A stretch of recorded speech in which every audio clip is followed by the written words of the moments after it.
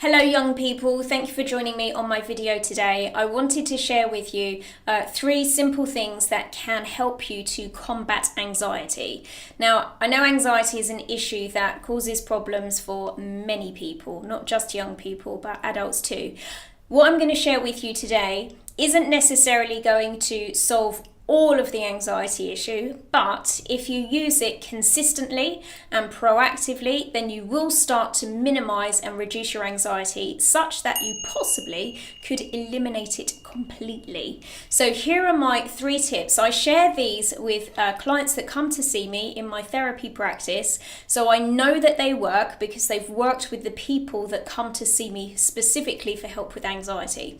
The first one is you need to start taking control of your self-talk. What I mean by that is the way that you talk to yourself inside your head. So when you're thinking quietly in your own mind, there's a voice in there. And that voice maybe is using the wrong terminology. So it's using words that freak you out, such as, talking about worst case scenarios and disasters that might happen. Or it could be that inner voice is talking to you in quite a panicked tone of voice. So if you were panicking in real life, it might sound something like this, and the voice in your head might be doing the same thing.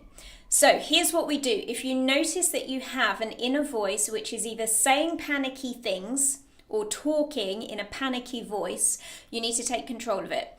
Ideally, I'd say to you, just stop doing it, but I know it's not that easy. So here's what we're going to do. If you notice that voice showing up, and when you notice that voice showing up, I want you to have a response to it. You're going to have a bigger, stronger, more powerful voice that tells it to shut the fudge up.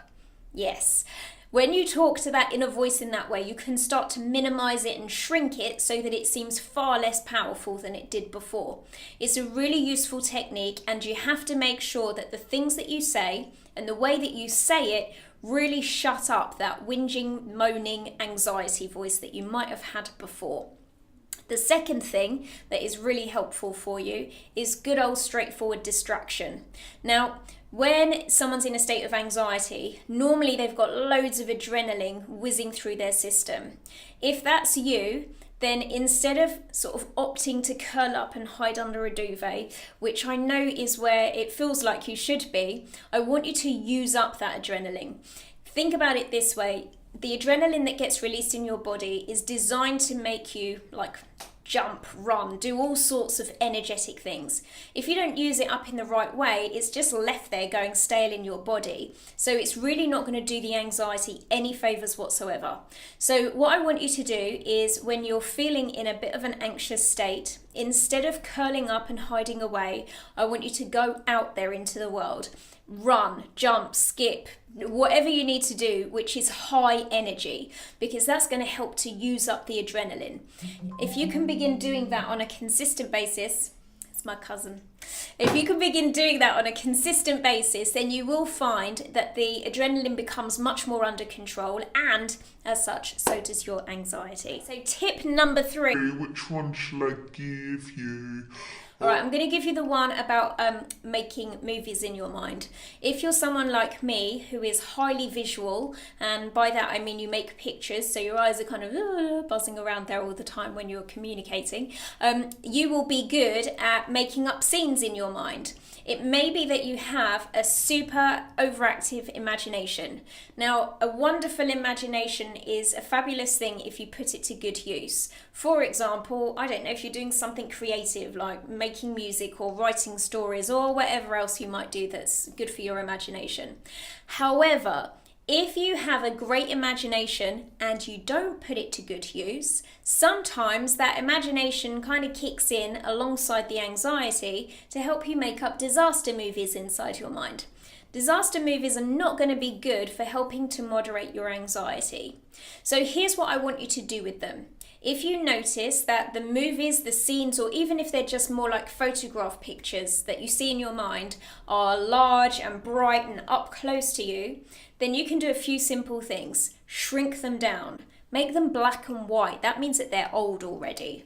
And push them further away. A really good thing you can do with those movies is to stick a pink fluffy frame around the outside of them. A pink fluffy frame instantly simplifies things and makes it seem as if it's a bit daft and a bit silly. So if you can make your old scary movies and images seem like they're now just a bit silly, then that's really going to take away some of the power and potency that used to cause you to be anxious in the past. These are just 3 really quick tips that I wanted to share with you. I do hope they're useful. If there's anything else that you've tried that you found to be effective for your anxiety, please write about it in the comments below. I'd love to hear about what's been effective for you, what you may have tried so far, and how things are going for you now. I will speak to you again on the next video. Bye for now.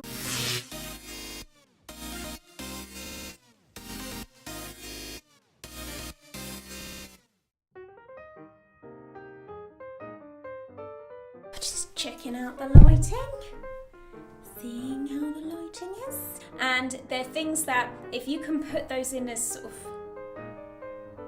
take control of that inner voice and that self-talk, is to start using that self-talk with a more if there's anything else that you've tried, sorry I had to swallow that. A really good thing that you can do with those sorts of images is to don't stink. Stinking is bad.